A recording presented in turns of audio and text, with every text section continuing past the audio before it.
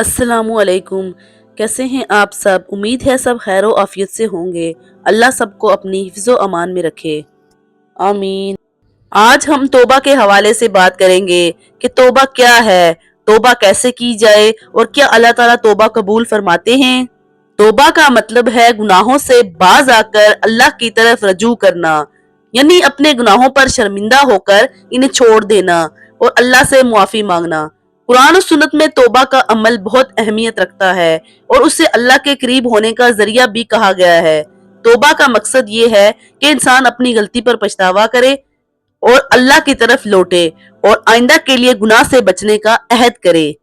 उर्दू में तौबा का मतलब किसी कौल या फेल से या गुनाह से बाज आना या तर्क करना या छोड़ देना या त्यागना, किसी फेल के तुर्क करने का अहद करना।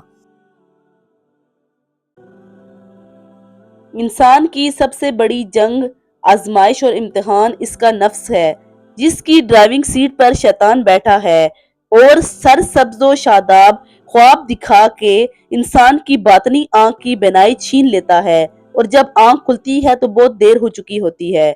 मगर ए बंदे, फिर भी अगर हदायत तुम तक पहुंच गई है तो लौट आ, मैं माफ करने वाला हूँ। रब की इस पुकार को सुनने वाले सर झुका देते हैं, सरकश अकड़ जाते हैं, जिसके लिए दुनिया और आखिरत में रुसवाई के सिवा कुछ नहीं। अल्लाह न करे कि हम रुसवा होने वालों में से हों। बस अपने रब से अहद बांधने और इसकी इस्तकामत के लिए कोशा रहने का नाम तौबा की असल है।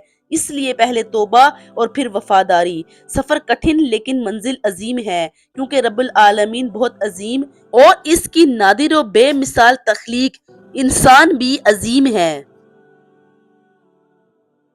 कुरान मजीद में तौबा का तरीका और इसकी अहमियत। कुरान मजीद में अल्लाह ताला ने कई मकामात पर तौबा और इस्तगफार का जिक्र फरमाया है और इसे इंसान के लिए एक अजीम नेमत करार दिया है। नंबर 1, इखलास और शर्मिंदगी। अल्लाह ताला कुरान मजीद में फरमाते हैं कि वो सिर्फ उन लोगों की तौबा कबूल करता है जो इखलास के साथ और शर्मिंदगी के साथ अपने गुनाहों से बाज आते हैं। सूरह निसा में फरमाया, अल्लाह सिर्फ उन लोगों की तौबा कबूल करता है जो नादानी से बुराई करते हैं और फिर जल्द ही तौबा कर लेते हैं। नंबर 2, गुनाहों को छोड़ने का पक्का इरादा। सच्ची तौबा के लिए ये भी जरूरी है कि इंसान आइंदा इस गुनाह को न करने का अज़्म करे। सूरह बकरा में अल्लाह ताला ने फरमाया, बेशक अल्लाह मोहब्बत करता है तौबा करने वालों से और पाक साफ रहने वालों से। नंबर 3, इस्तगफार और तौबा। अल्लाह ताला से मुआफी और बख्शिश तलब करना तौबा का हिस्सा है। हजरत आदम अलैहिस्सलाम और हवा अलैहिस्सलाम का वाकया हमें बताता है कि इंसान गलती करे तो फौरन अल्लाह से मुआफी मांगे। सूरह अराफ में फरमाया, है हमारे रब, हमने अपने आप पर जुल्म किया। अगर तूने हमें मुआफ न किया और हम पर रहम न किया तो फिर हम नुकसान उठाने वालों में से हो जाएंगे। हदीस में तौबा का तरीका और इसकी अहमियत। नंबर 1, नदामत। नबी करीम सल्लल्लाहु अलैहि वसल्लम ने फरमाया, तौबा का असल मतलब है नदामत, यानी अगर इंसान अपने गुनाह पर शर्मिंदा हो और उससे छोड़ने का इरादा करे तो ये सच्ची तौबा है।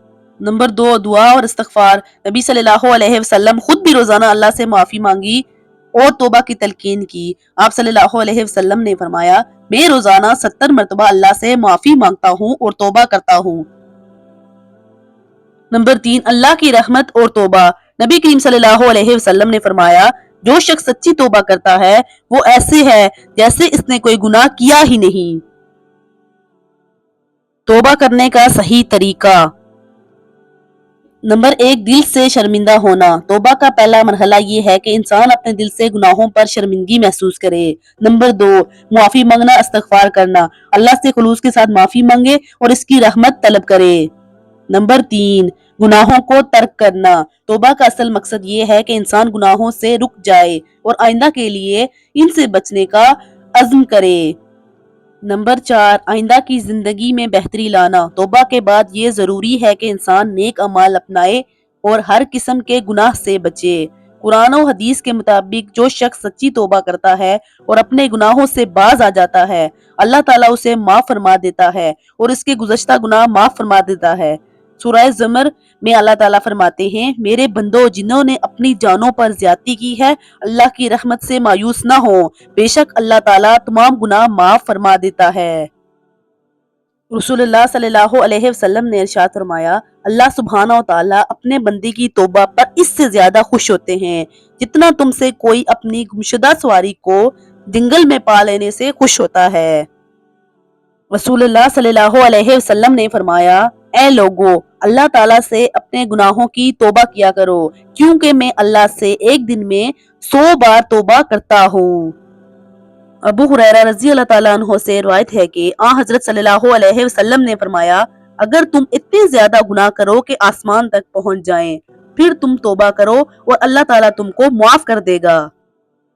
رسول اللہ صلی اللہ علیہ وسلم نے فرمایا جس شخص سے کوئی گناہ سرزد ہو جائے پھر وہ اچھی طرح وضو کرے اور اٹھ کر 2 رکعت نماز پڑھے اور پھر اللہ سے معافی مانگے تو اللہ تعالیٰ اسے ضرور معاف فرما دیتے ہیں۔ عالم فاضل اور مفکر توبہ کی ترغیب دیتے ہیں اور اسی سے رجوع اللہ کی دعوت دیتا ہے، بلکہ مدبر یہ بھی کہتا ہے کہ بدنصیب ہے وہ شخص جو روز توبہ کا دروازہ کھٹکھٹائے بغیر سو جاتا ہے۔ یہ سب کو معلوم ہے کہ انسان خطا کا پتلا ہے، روز غلطیاں کرتا ہے اور اپنے مالک حقیقی کے سامنے ہاتھ باندھ کر کھڑا ہو جاتا ہے، سجدے میں گر جاتا ہے اور اس سے معافی مانگتا ہے۔ انبیاء کرام علیہ السلام اور ہمارے پیارے نبی صلی اللہ علیہ وسلم جب عبادت کے لیے کھڑے ہوتے تو قیام، رکوع اور سجود میں امت کی خطاؤں کی معافی مانگتے اور صحابہ ازواج مطہرات پوچھتی کہ حضور آپ کیوں اتنی مشقت فرماتے ہیں تو آپ صلی اللہ علیہ وسلم کا جواب ہوتا کہ کیا میں اپنے رب کا شکر گزار بندہ نہ بنوں؟ پھر میری اور آپ کی حیثیت کیا رہ جاتی ہے؟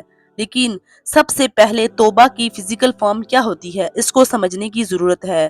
توبہ اس عمل کو کہتے ہیں جو کسی غلطی گناہ کی انجام دہی کے بعد دوڑ کر اپنے رب کے حضور حاضر ہو کر عاجزی اور انکساری سے معافی مانگتے اور پھر ایسی غلطی اور گناہ دوبارہ نہ کرنے کا عہد ہے اور معافی بھی ملتی ہے، اور اس عہد کی پاسداری کی کوشش میں بندے کی محنت اور وفا اللہ کا محبوب بنا دیتی ہے، مگر صرف توبہ کی امید سے جان بوجھ کر گناہ کرتے رہنا بے وفائی ہے۔ اس لیے شاعر نے خوبصورت انداز میں اس کی عکاسی کی تھی کہ وفاداری بشرط استواری اصل ایمان ہے۔ غرض یہ کہ توبہ اللہ تعالیٰ کی طرف پلٹنے اور اپنی غلطیوں کو سدھارنے کا ذریعہ ہے۔ سچی توبہ کے ذریعے اللہ تعالیٰ انسان کے تمام گناہ معاف کر دیتے ہیں اور اسے ایک نئے آغاز کا موقع ملتا ہے۔